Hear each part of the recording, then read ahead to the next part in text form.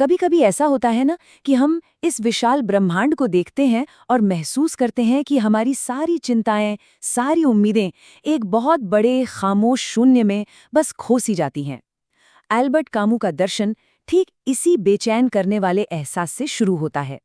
लेकिन कमाल की बात यह है कि वो हमें निराशा की ओर नहीं, बल्कि एक विद्रोही आनंद की ओर ले जाते हैं। तो चलिए इस दिलचस्प सफर की शुरुआत करते हैं। ये एक ऐसा सवाल है जो हमारे अस्तित्व की पूरी नींव को हिलाकर रख देता है। देखिए, ज्यादातर दर्शन और धर्म इसी सवाल का जवाब देने की कोशिश करते हैं, या फिर हमें इससे ध्यान भटकाने के लिए कहते हैं। लेकिन कामू का मानना था कि एक सच्ची प्रामाणिक जिंदगी जीने के लिए इस सवाल से भागना नहीं, बल्कि इसका हिम्मत के साथ सामना करना जरूरी है। तो कामू की शुरुआती बात थोड़ी कठोर लग सकती है कि इस ब्रह्मांड को हमारी कोई परवाह नहीं है। हम मतलब ढूंढते रहते हैं, पर वहां से कोई जवाब नहीं आता। लेकिन यहाँ एक जरूरी बात है। कामू के लिए ये कोई निराशा की बात नहीं है, ये तो एक तरह की आज़ादी है। सोचिए, ये एक खाली कैनवस जैसा है जिस पर हम अपनी जिंदगी की तस्वीर खुद बना सकते हैं। तो ठीक है, अगर ब्रह्मांड अर्थहीन है तो इसमें जिएं कैसे? कामू के जवाब को समझने से पहले हमें उनकी समस्या की जड़ को समझना होगा। उन्होंने इसे नाम दिया बेतुकापन या दी अब्सर्ड।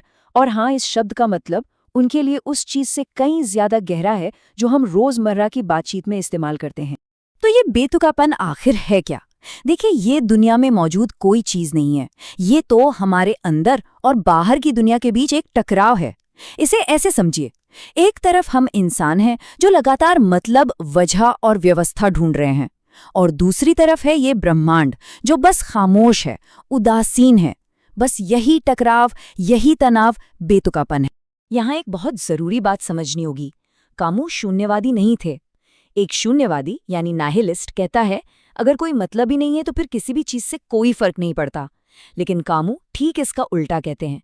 वो कहते हैं, अगर पहले से तय कोई मतलब नहीं है तो इसका मतलब है कि सब कुछ मायने रखता है। हमारा हर पल, हर चुनाव, हर रिश्ता, ये सब हमारा अपना बनाया हुआ है।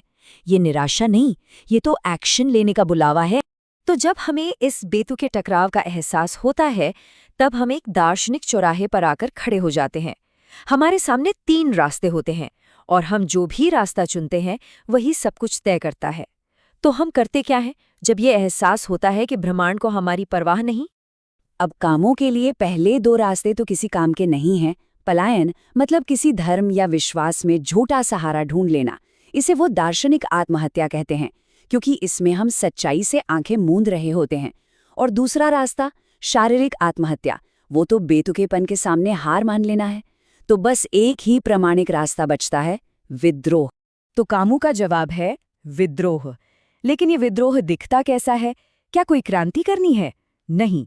इसे समझाने के लिए कामू हमें ग्रीक माइथोलॉजी के एक बहुत ही दिलचस्प किरदार से मिलाते हैं, जो बेतुकेपन का सबसे बड़ा प्रतीक है, सिसिफस। और ये विद्रोह कोई झंडा उठाना या नारेबाजी करना नहीं है। ये कुछ बहुत ही शांत, लेकिन उससे कहीं ज्यादा गहरा है। ये तो हर दिन जीने का एक तरीका है, पूरी जागरूकता के साथ, बिना किसी झूठे दिलासे के, और पूरे जुनून के साथ जीना, सिर्फ इसलिए कि हम जिंदा हैं।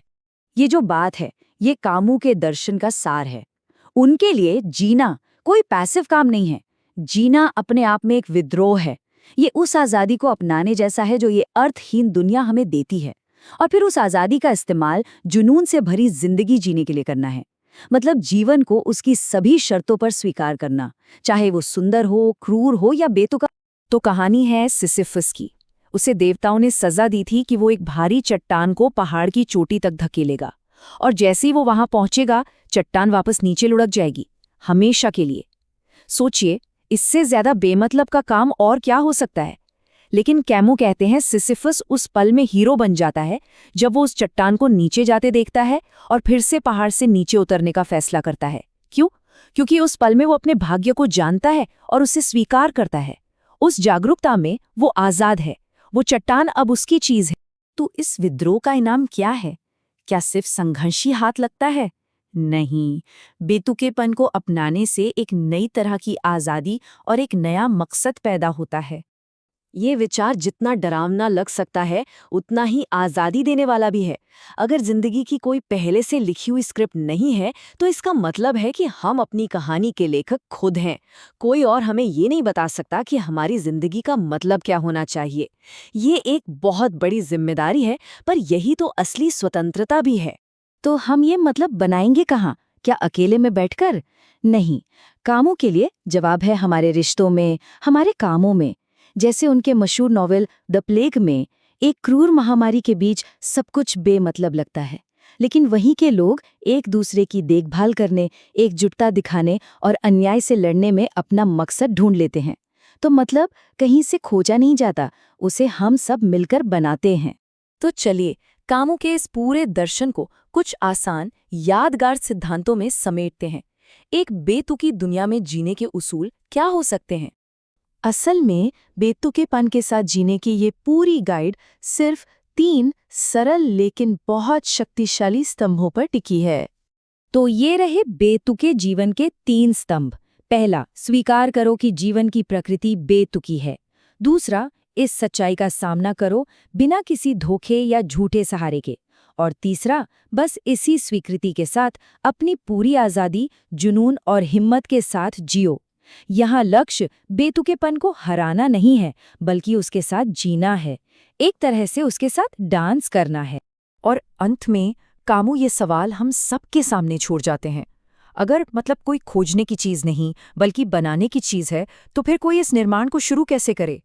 देखिए, कामों कोई बना बनाया नक्शा नहीं देते, लेकिन हाँ, वो एक कंपास जरूर थमा देते हैं। बाकी का सफ़र वो तो हर किसी को खुद ही तय करना है।